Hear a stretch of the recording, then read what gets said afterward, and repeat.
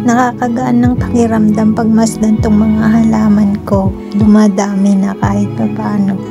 Dahil namamahalan din ako bili ng halaman. Imagine mo yung isang maliit na paso na yan, $50 to $60 ang isa. Kaya naisipan kong ilipat na lang din yung iba sa ibang paso para dumami kahit paano. Wish ko lang sana mabuhay nga silang lahat. Buti na lang at winter na ngayon, kahit tirik ang araw, kaya pang magtanim-tanim dyan sa rooftop. Sasamantalahin ko na ngayon kasi kaganda ng panahon. Bigo pagdating ng summer na ko, hindi ko nakakayanin mag-stay dyan kahit na siguro saglit lang. Kaya sa tuwing may nakikita akong halaman na nagugustuhan ko sa palengke, binibili ko na lang talaga. Gusto ko din magtanim ng iba't iba dyan para maganda tignan. Gustong gusto ko rin kasing magtambay dito pag wala akong ginagawa. Dito talaga yung tambayan ko, tiktokan ko.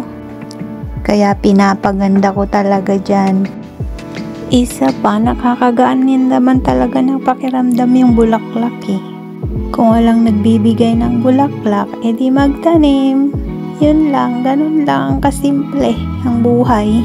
Sabi nga ni Miley Cyrus, I started to cry but then remembered I can buy myself flowers, write my name in the sand, talk to myself for hours, say things you don't understand. I can take myself dancing, I can hold my own hand, I can love me better than you can. Yun ang sabi ni Miley Cyrus, which is totoo nga naman. Huwag mong iasa sa iba yung kaya mo nang gawin sa sarili mo. Kasi walang ibang magmamahal sa sarili mo kundi ikaw.